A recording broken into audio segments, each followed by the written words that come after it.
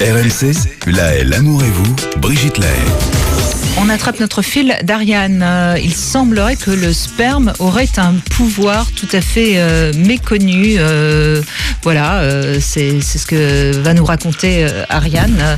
Eh bien oui, en effet, on connaît certaines vertus du sperme. Certaines n'hésitent pas, en effet, à l'utiliser comme soin de visage, vous savez, pour rajeunir. C'est plein de vitamines, c'est bien connu. Et voilà, il paraît que c'est la spermidine qui jouait ce rôle positif contre le vieillissement cellulaire. Accepter des éjaculations faciales, peut-être pas exagérer. Mais vous pouvez récolter dans la main si vous préférez et mêler ça avec un peu de crème et vous faites votre... Mon chéri, surtout si tu te masturbes, ne gâche pas la marchandise. Tu mets ça dans un petit pot et puis tu me donnes le petit pot pour mes... Écoutez, moi, rien ne se perd, tout se récupère. C'est ça, pour ma crème de nuit, bien sûr.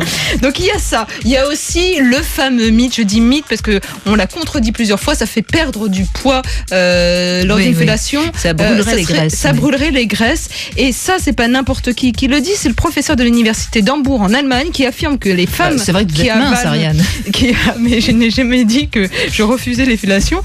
Qui avalent le sperme de leur partenaire lors d'une fellation maigrissaient 2 fois plus vite que les autres. Vrai ou faux, Brigitte? Est-ce que vraiment ça fait maigrir d'avaler du sperme? Je ne sais pas, j'ai toujours été mince. Il y a eu des époques où j'avalais plus que d'autres, mais je n'ai pas remarqué des fluctuations de poids particulières. Bon, Hélène Vecchiali, voulez-vous prononcer sur ce grand débat? Je souhaiterais savoir si le professeur en question a lui-même testé ses dires.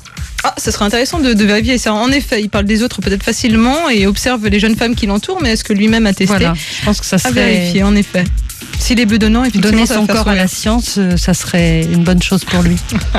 Le sperme serait le meilleur des antidépresseurs. Ça aussi, on l'a entendu parce que ça impacterait l'humeur avec la prostaglandine, la testostérone, les oestrogènes, la prolactine, tout ça, un cocktail formidable d'hormones dans la semence qui nous permettrait de ne pas déprimer. Oui, mais les politiques s'en mêlent à présent, Brigitte, et nous parlent du sperme. Et nous parlent du pouvoir insoupçonné du sperme. Et c'est un Polonais de 72 ans, membre du Parlement européen, qui vient de déclarer que les attitudes des hommes sont transmises aux femmes par la semence qui pénètre les tissus. Voilà ce qu'il pense. J'ai rien compris, monsieur. Ce monsieur, il parle en français, là, visiblement, ce Polonais. Ce monsieur pense que, en gros, si elles avalent le sperme de l'homme avec qui elles ont un rapport, eh bien, en gros, elles deviendront plus intelligentes. En gros, elles vont se comporter plus comme un homme qui a des couilles, on va dire ça comme ça, et un homme qui sait s'affirmer, ce que les femmes ne savent pas faire à son goût. Les femmes qui absorbent le sperme sont de plus en plus indépendantes, voilà ce qu'il rajoute. Et enfin, rappelons que ce monsieur avait déjà défrayé la chronique parce qu'en 2007, il avait déclaré les femmes ne devraient pas avoir le droit de vote parce qu'elles sont moins investies en politique.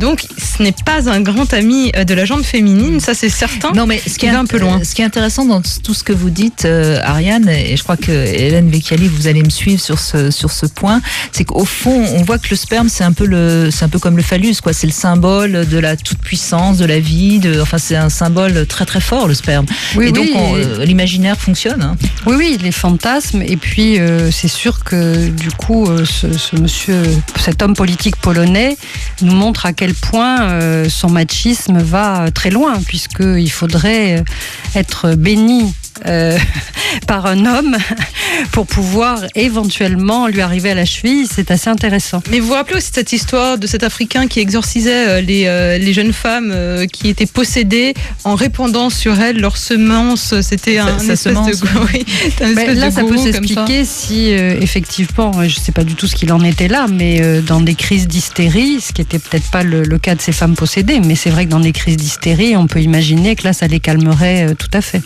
Calme les nerfs. Bon, en tout cas, je pense que le sperme va rester très longtemps ce symbole fort comme... écoutez... Mais on ne parle pas de la glaire cervicale, après tout. Pourquoi on parle des sécrétions masculines et jamais féminines dans le pouvoir qu'elles pourraient avoir? C'est quand même plus visible chez les hommes que chez les femmes et en plus grande quantité. Ce jet puissant, enfin Ariane. Mais les femmes fontaines, qu'est-ce qu'on en fait? Vous avez rien compris. Pardon? Les femmes fontaines, qu'en fait-on? Non. On va trouver, on va réfléchir, on va demander à ce monsieur polonais et à ce professeur de nous éclairer plus avant. À mon avis, vous êtes prête pour aller oser le féminisme, Ariane? Oh non, pas tout à fait encore.